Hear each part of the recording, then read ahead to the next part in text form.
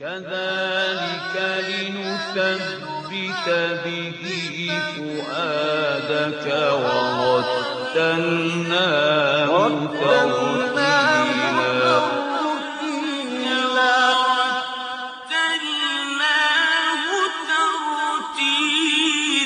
أيها الإخوة والأخوات، نستمع الآن إلى تلاوة الجزء 22 من القرآن الكريم ضمن المصحف الكامل بصوت القارئ الشيخ سعد الغامدي. أعوذ بالله من الشيطان الرجيم. ومن يقنت منكن لله ورسوله وتعمل صالحا نؤتها أجرها مرتين وأعتدنا لها رزقا كريما. يا نساء النبي لستن كأحد من النساء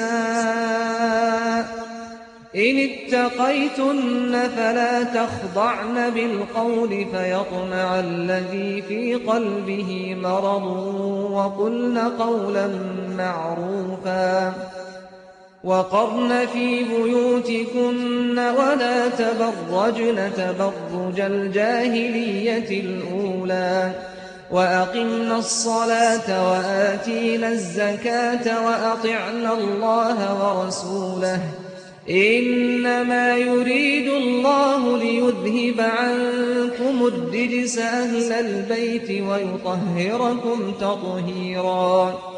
واذكرن ما يتلى في بيوتكن من آيات الله والحكمة إن الله كان لطيفا خبيرا.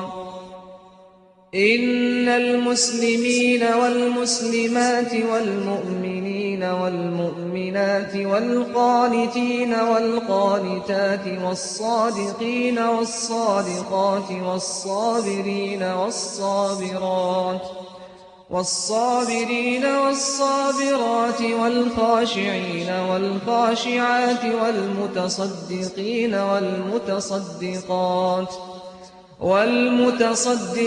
والمتصدقات والصائمين والصائمات والحافظين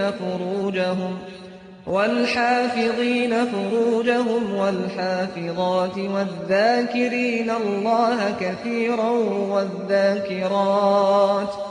أعد الله لهم مغفرة وأجرا عظيما. وما كان لمؤمن ولا مؤمنة إذا قضى الله ورسوله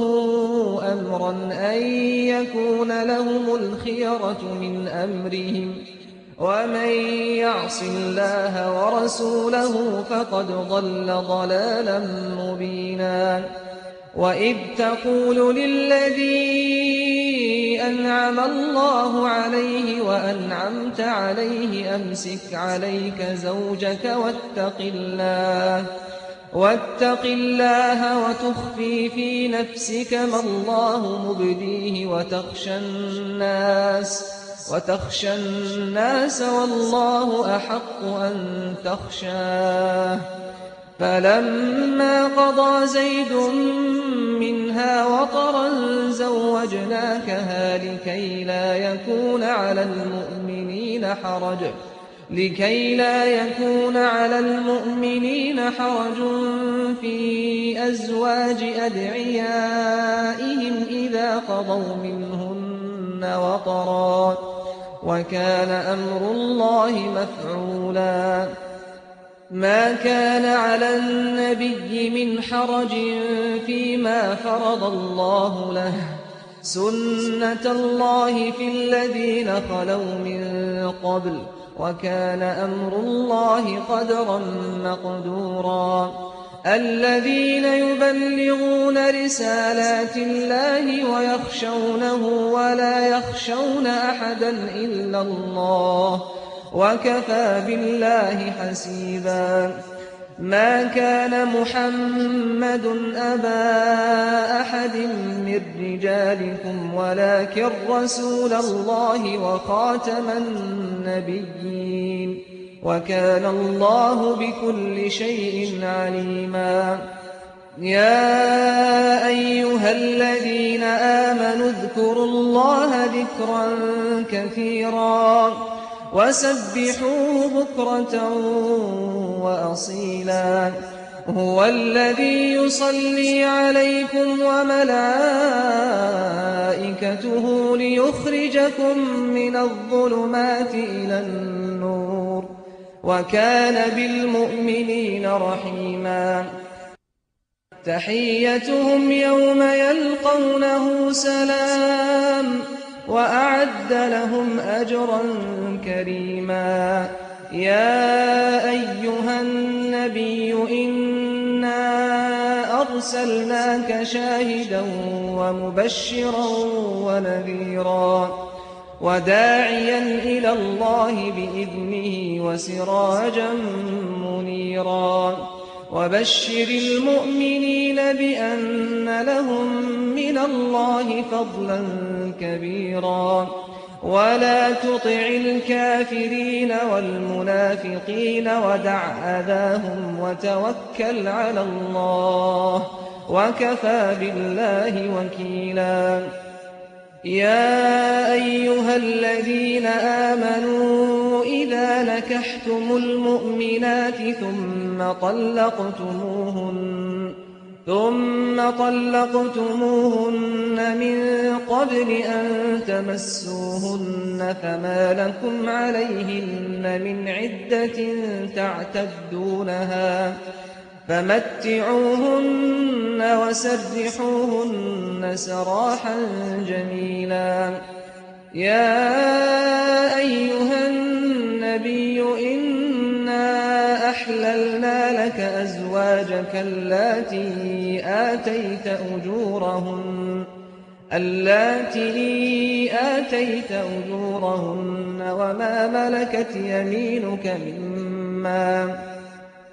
وما ملكت يمينك مما أفاء الله عليك وبنات عمك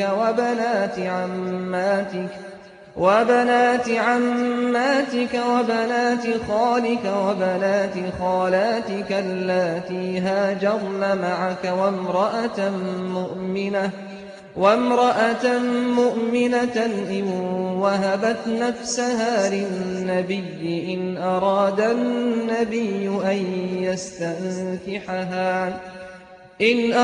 النبي أن يستنكحها خالصة لك من دون المؤمنين قد علمنا ما فرضنا عليهم في أزواجهم وما ملكت أيمانهم لكي لا يكون عليك حرج وكان الله غفورا رحيما ترجي من تشاء منهن وتؤوي إليك من تشاء ومن ابتغيت ممن عزلت فلا جناح عليك ذلك أدنى أن تقر أعينهن ولا يحزن ويرضين بما آتيتهن كلهن والله يعلم ما في قلوبكم وكان الله عليما حليما لا يحل لك النساء من بعد ولا أن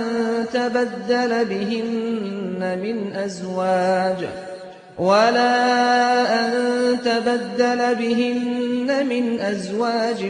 ولو أعجبك حسنهن إلا ما ملكت يمينك وكان الله على كل شيء رقيبا يا أيها الذين آمنوا لا تدخلوا بيوت النبي إلا أن يؤذن لكم إلى طعام غير ناظرين إناه ولكن إذا دعيتم فادخلوا فإذا طعمتم فانتشروا ولا مستأنسين لحديث إن ذلكم كان يؤذي النبي فيستحيي منكم والله لا يستحيي من الحق وإذا سألتموهن متاعا فاسألوهن من وراء حجاب ذلكم أطهر لقلوبكم وقلوبهم وما كان لكم أن تؤذوا رسول الله ولا أن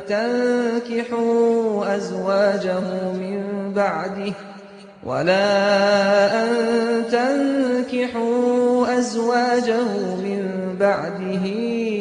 أبدا إن ذلكم كان عند الله عظيما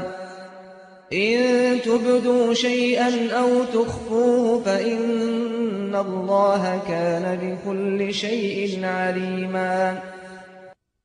لا جناح عليهن في آبائهن ولا أبنائهن ولا إخوانهن ولا أبناء إخوانهن ولا أبناء أخواتهن ولا نسائهن ولا ما ملكت أيمانهن واتقين الله إن الله كان على كل شيء شهيدا إن الله وملائكته يصلون على النبي يا أيها الذين آمنوا صلوا عليه وسلموا تسليما إن الذين يؤذون الله ورسوله لعنهم الله في الدنيا والآخرة وأعد لهم عذابا مهينا والذين يؤذون المؤمنين والمؤمنات بغير ما اكتسبوا فقد احتملوا بهتانا وإثما مبينا يا أيها النبي قل لأزواجك وبناتك ونساء المؤمنين يدنين عليهن من جلابيبهن ذلك أدنى أن يعرفن فلا يؤذين وكان الله غفورا رحيما لئن لم ينته المنافقون والذين في قلوبهم مرض والمرجفون في المدينة لنغرينك بهم ثم لا يجاورونك فيها إلا قليلا ملعونين أينما ثقفوا أخذوا وقتلوا تقتيلا سنة الله في الذين خلوا من قبل ولن تجد لسنة الله تبديلا يسألك الناس عن الساعة قل إنما علمها عند الله وما يدريك لعل الساعة تكون قريبا إن الله لعن الكافرين وأعد لهم سعيرا خالدين فيها أبدا لا يجدون وليا ولا نصيرا يوم تقلب وجوههم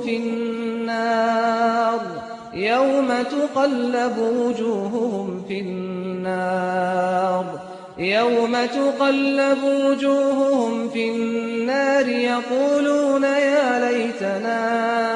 أطعنا الله وأطعنا الرسولا وقالوا ربنا إنا أطعنا سادتنا وكبراءنا فأضلونا السبيلا ربنا آتهم ضعفين من العذاب والعنهم لعنا كبيرا يا أيها الذين آمنوا لا تكونوا كالذين آذوا موسى فبرأه الله مما قالوا وكان عند الله وجيها يا أيها الذين آمنوا اتقوا الله وقولوا قولا سديدا يصلح لكم أعمالكم ويغفر لكم ذنوبكم ومن يطع الله ورسوله فقد فاز فوزا عظيما إنا عرضنا الأمانة على السماوات والأرض والجبال فأبين أن يحملنها وأشفقن منها وحملها الإنسان إنه كان ظلوما جهولا ليعذب الله المنافقين والمنافقات والمشركين والمشركات ويتوب الله على المؤمنين والمؤمنات وكان الله غفورا رحيما بسم الله الرحمن الرحيم الحمد لله الذي له ما في السماوات وما في الأرض وله الحمد في الآخرة وهو الحكيم الخبير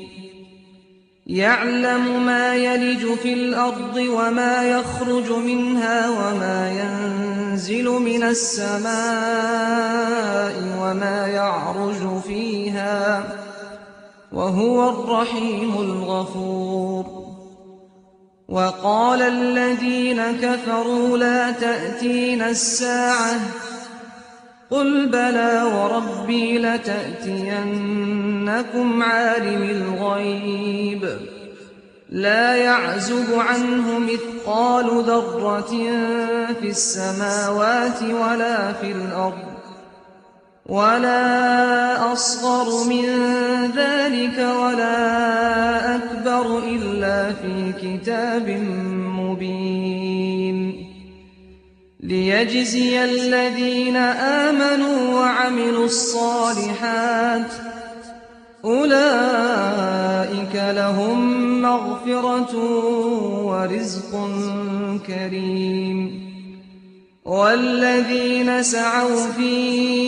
آياتنا معاجزين أولئك لهم عذاب من رجز أليم ويرى الذين أوتوا العلم الذي أنزل إليك من ربك هو الحق ويهدي إلى صراط العزيز الحميد وقال الذين كفروا هل ندلكم على رجل ينبئكم إذا مزقتم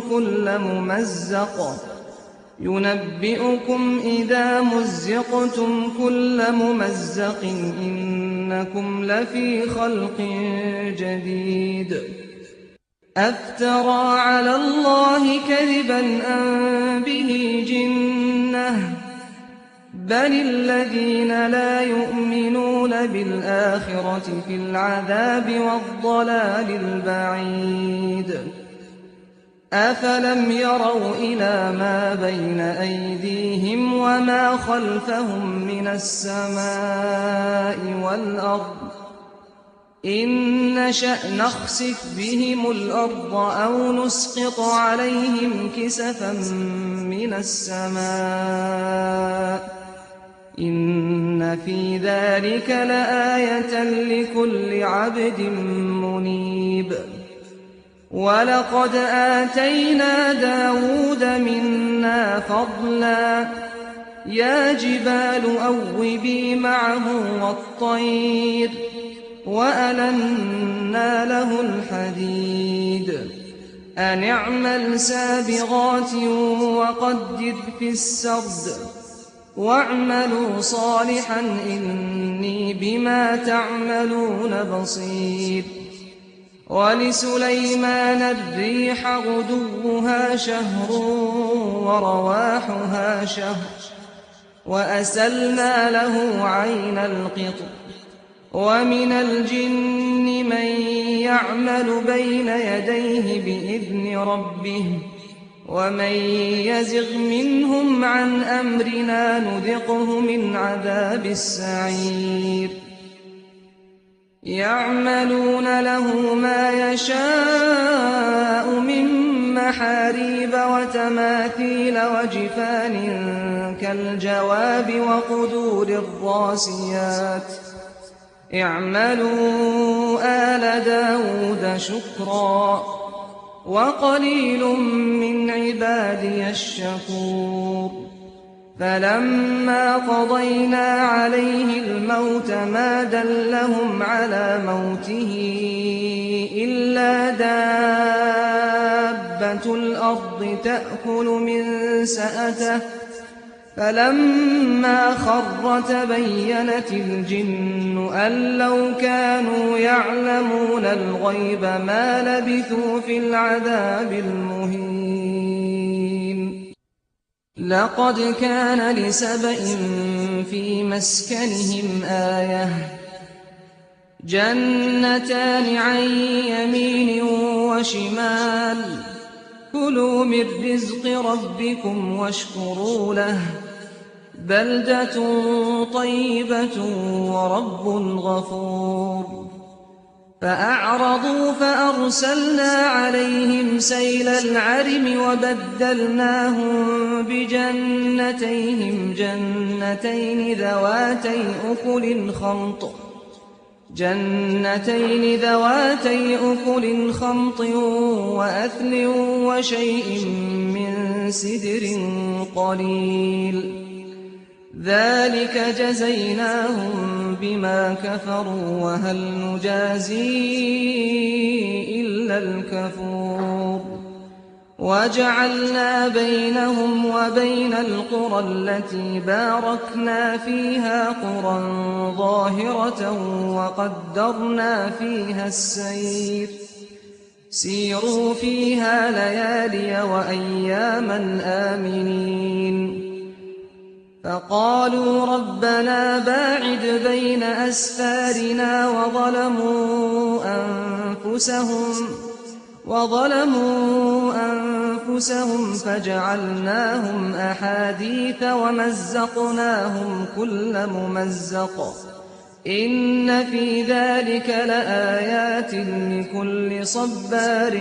شكور. ولقد صدق عليهم إبليس ظنه فاتبعوه إلا فريقا من المؤمنين وما كان له عليهم من سلطان إلا لنعلم من يؤمن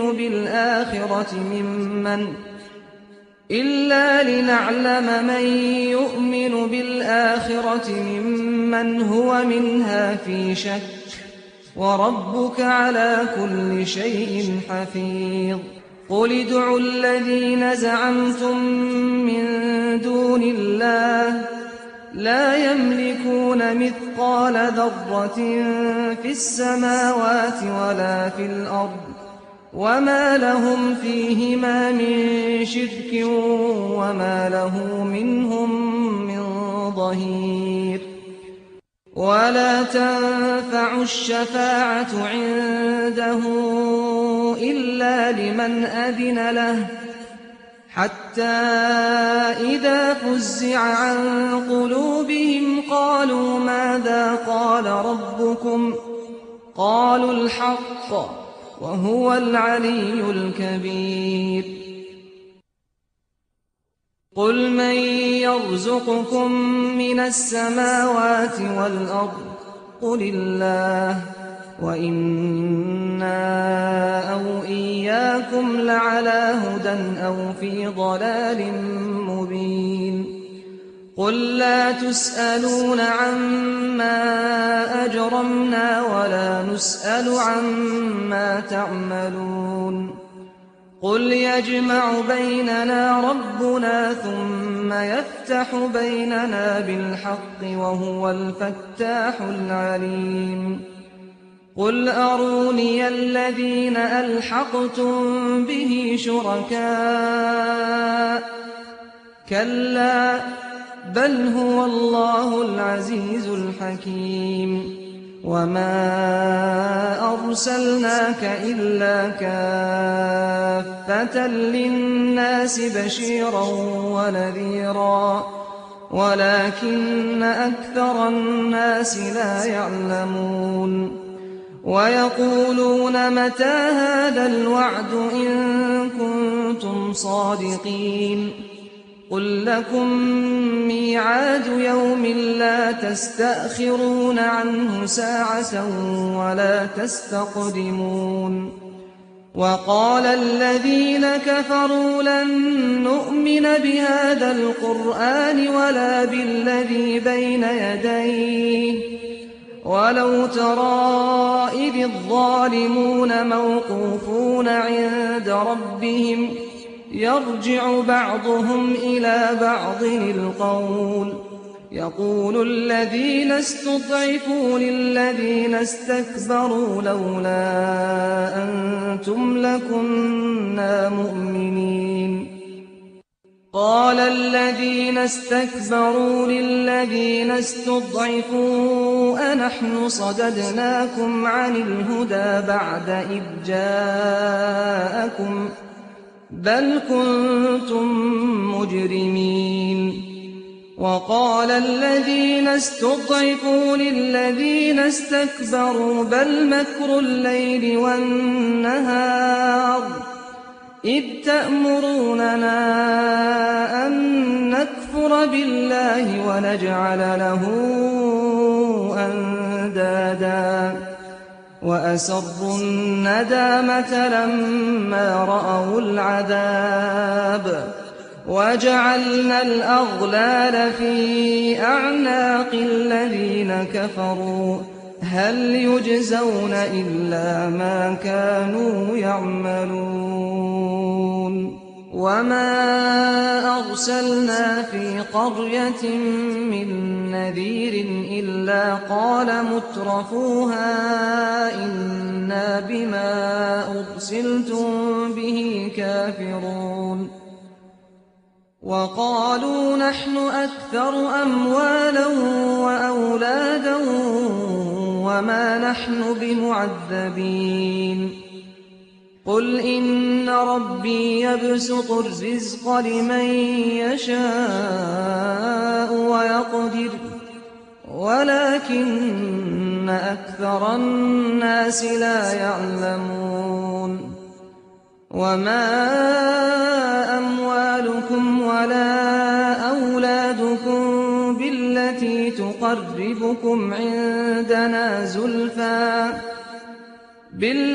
تُقَرِّبُكُمْ عِندَنَا زُلْفَىٰ إِلَّا مَنْ آمَنَ وَعَمِلَ صَالِحًا فَأُولَٰئِكَ لَهُمْ جَزَاءُ الضِّعْفِ بِمَا عَمِلُوا وَهُمْ فِي الْغُرُفَاتِ آمِنُونَ وَالَّذِينَ يَسْعَوْنَ فِي آيَاتِنَا مُعَاجِزِينَ أُولَٰئِكَ فِي الْعَذَابِ مُحْضَرُونَ قُلْ إِنَّ رَبِّي يَبْسُطُ الرِّزْقَ لِمَن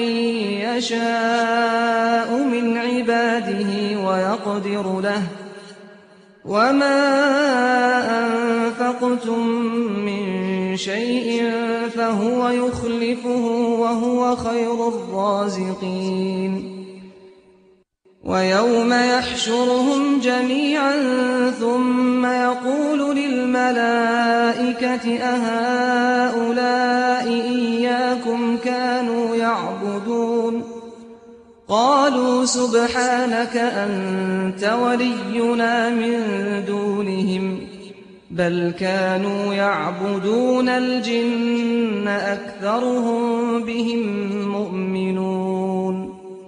فاليوم لا يملك بعضكم لبعض نفعا ولا ضرا ونقول للذين ظلموا ذوقوا عذاب النار التي كنتم بها تكذبون وإذا تتلى عليهم آياتنا بينات قالوا ما هذا إلا رجل يريد أن يصدكم عما كان يعبد آباؤكم وقالوا ما هذا إلا إفك مفترى وقال الذين كفروا للحق لما جاءهم إن هذا إلا سحر مبين وما آتيناهم من كتب يدرسونها وما أرسلنا إليهم قبلك من نذير وكذب الذين من قبلهم وما بلغوا معشار ما آتيناهم فكذبوا رسلي فكيف كان نكير قل إنما أعظكم بواحدة أن تقوموا لله مثنى وفرادا ثم تتفكروا ما بصاحبكم من جنة إن هو إلا نذير لكم بين يدي عذاب شديد قل ما سألتكم من أجر فهو لكم إن أجري إلا على الله وهو على كل شيء شهيد قل إن ربي يقذف بالحق علام الغيوب قل جاء الحق وما يبدئ الباطل وما يعيد قل إن ضللت فإنما أضل على نفسي وإن اهتديت فبما يوحي إلي ربي إنه سميع قريب ولو ترى إذ فزعوا فلا فوت وأخذوا من مكان قريب وقالوا آمنا به وأنى لهم التناوش من مكان بعيد وقد كفروا به من قبل ويقذفون بالغيب من مكان بعيد وحيل بينهم وبين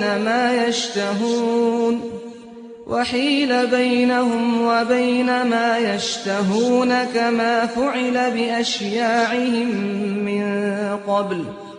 إنهم كانوا في شك مريب بسم الله الرحمن الرحيم الحمد لله فاطر السماوات والأرض جاعل الملائكة رسلا أولي أجنحة مثنى وثلاث ورباع يزيد في الخلق ما يشاء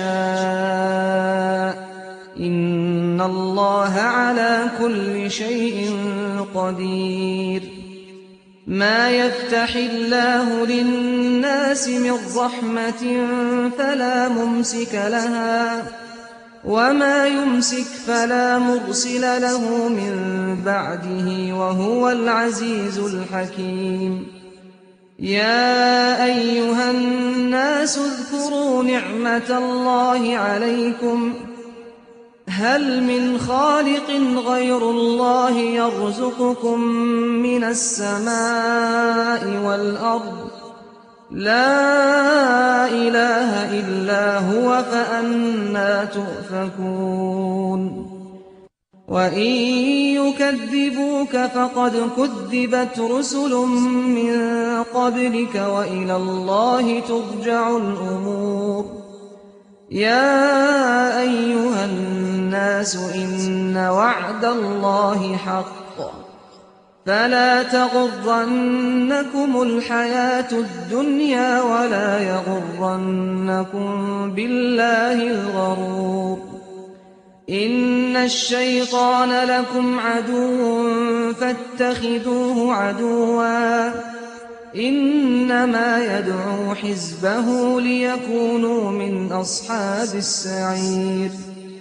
الذين كفروا لهم عذاب شديد والذين آمنوا وعملوا الصالحات لهم مغفرة وأجر كبير. أفمن زين له سوء عمله فرآه حسنا فإن الله يضل من يشاء ويهدي من يشاء فلا تذهب نفسك عليهم حسرات إن الله عليم بما يصنعون. والله الذي أرسل الرياح فتثير سحابا فسقناه إلى بلد ميت فأحيينا به الأرض بعد موتها كذلك النشور. من كان يريد العزة فلله العزة جميعا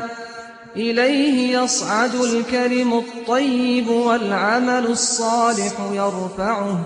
والذين يمكرون السيئات لهم عذاب شديد ومكر أولئك هو يبور. والله خلقكم من تراب ثم من نطفة ثم جعلكم أزواجا وما تحمل من أنثى ولا تضع إلا بعلمه وما يعمر من معمر ولا ينقص من عمره إلا في كتاب إن ذلك على الله يسير. وما يستوي البحران هذا عذب فرات سائغ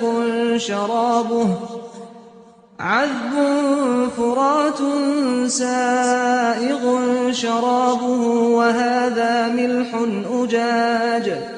ومن كل تأكلون لحما طريا وتستخرجون حلية تلبسونها وترى الفلك فيه مواخر لتبتغوا من فضله ولعلكم تشكرون. يولج الليل في النهار ويولج النهار في الليل وسخر الشمس والقمر كل يجري لأجل مسمى ذلكم الله ربكم له الملك والذين تدعون من دونه ما يملكون من قطمير. إن تدعوهم لا يسمعوا دعاءكم ولو سمعوا ما استجابوا لكم ويوم القيامة يكفرون بشرككم ولا ينبئك مثل خبير.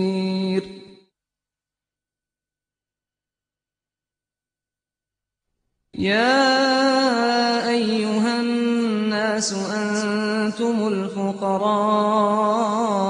إلى الله والله هو الغني الحميد. إن يشأ يذهبكم ويأت بخلق جديد وما ذلك على الله بعزيز. ولا تزر وازرة وزر أخرى وإن تدع مثقلة إلى حملها لا يحمل منه شيء ولو كان ذا قربى إنما تنذر الذين يخشون ربهم بالغيب وأقاموا الصلاة ومن تزكى فإنما يتزكى لنفسه وإلى الله المصير وما يستوي الأعمى والبصير ولا الظلمات ولا النور ولا الظل ولا الحرور وما يستوي الأحياء ولا الأموات إن الله يسمع من يشاء وما أنت بمسمع من في القبور إن أنت إلا نذير إنا أرسلناك بالحق بشيرا ونذيرا وإن من أمة إلا خلا فيها نذير وإن يكذبوك فقد كذب الذين من قبلهم جاءتهم رسلهم بالبينات وبالزبر وبالكتاب المنير ثم أخذت الذين كفروا فكيف كان نكير ألم تر أن الله أنزل من السماء ماء فأخرجنا به ثمرات مختلفا ألوانها ومن الجبال جدد بيض وحمر مختلف ألوانها وغرابيب سود ومن الناس والدواب والأنعام مختلف ألوانه كذلك إنما يخشى الله من عباده العلماء إن الله عزيز غفور إن الذين يتلون كتاب الله وأقاموا الصلاة وأنفقوا مما رزقناهم سرا وعلانية يرجون تجارة لن تبور ليوفيهم أجورهم ويزيدهم من فضله إنه غفور شكور والذي أوحينا إليك من الكتاب هو الحق مصدقا لما بين يديه إن الله بعباده لخبير بصير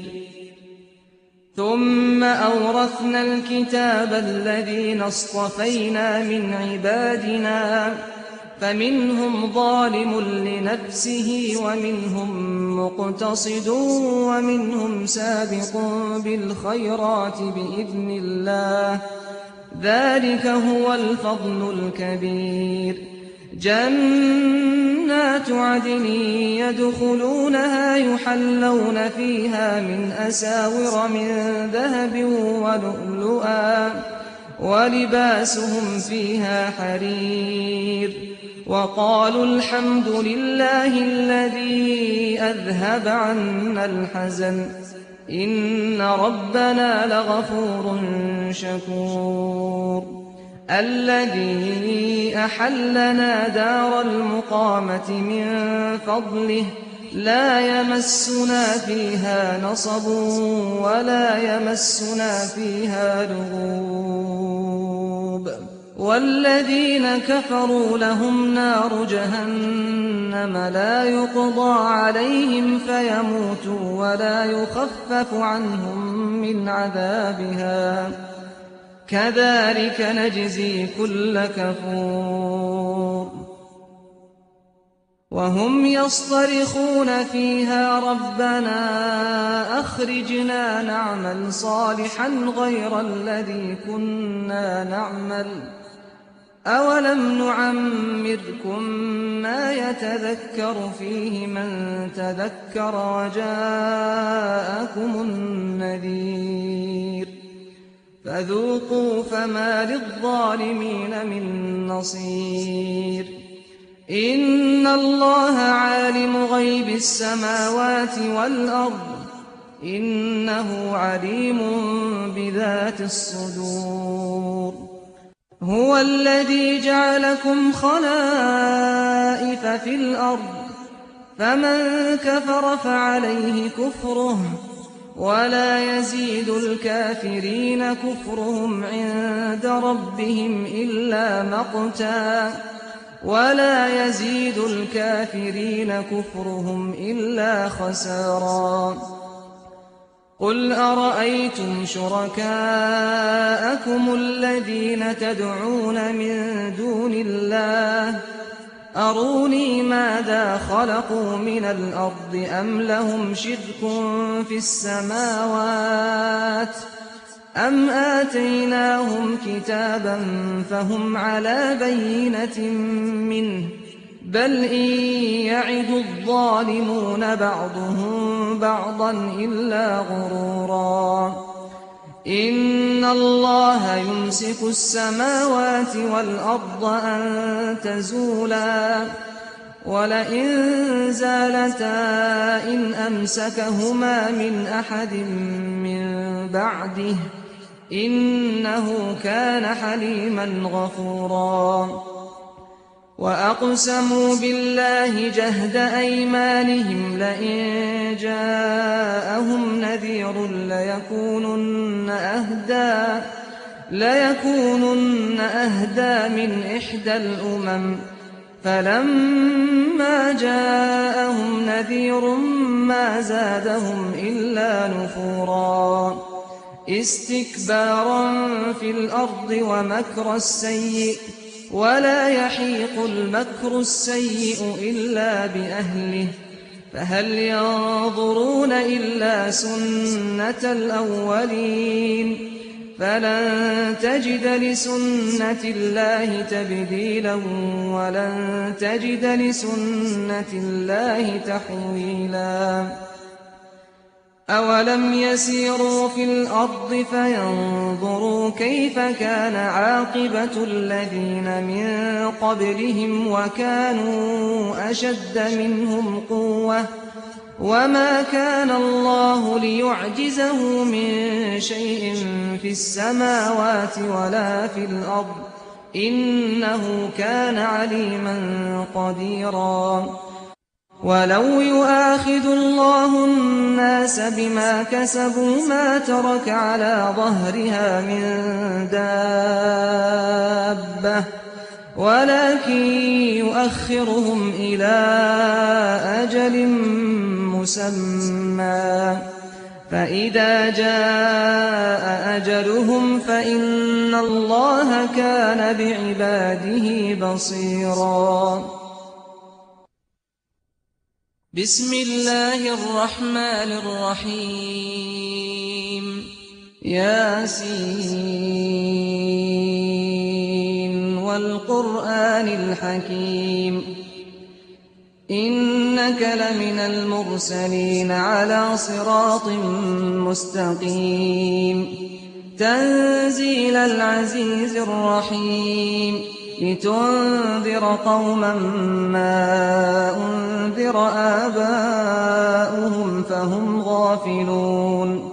لقد حق القول على أكثرهم فهم لا يؤمنون إنا جعلنا في أعناقهم أغلالا فهي إلى الأذقان فهم مقمحون وجعلنا من بين أيديهم سدا ومن خلفهم سدا فأغشيناهم فهم لا يبصرون وسواء عليهم أأنذرتهم أم لم تنذرهم لا يؤمنون إنما تنذر من اتبع الذكر وخشي الرحمن بالغيب فبشره بمغفرة وأجر كريم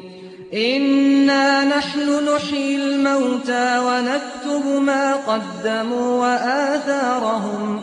وكل شيء أحصيناه في إمام مبين واضرب لهم مثلا أصحاب القرية إذ جاءها المرسلون إذ أرسلنا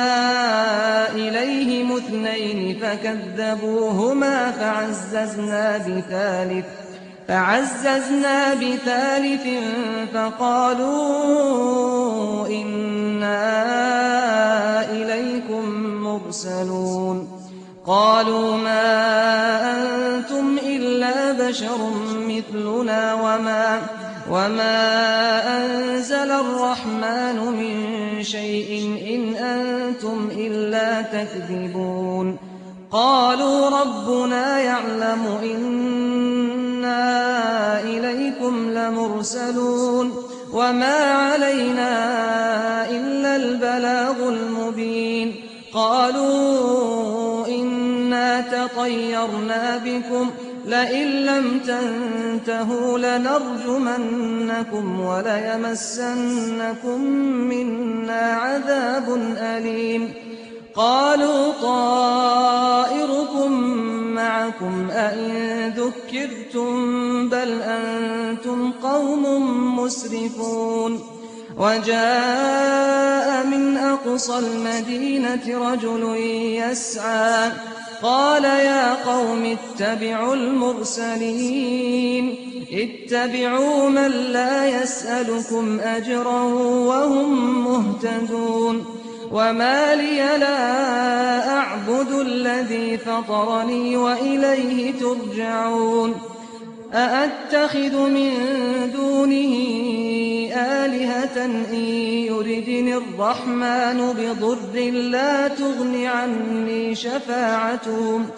لا تغن عني شفاعتهم شيئا ولا ينقذون إني إذا لفي ضلال مبين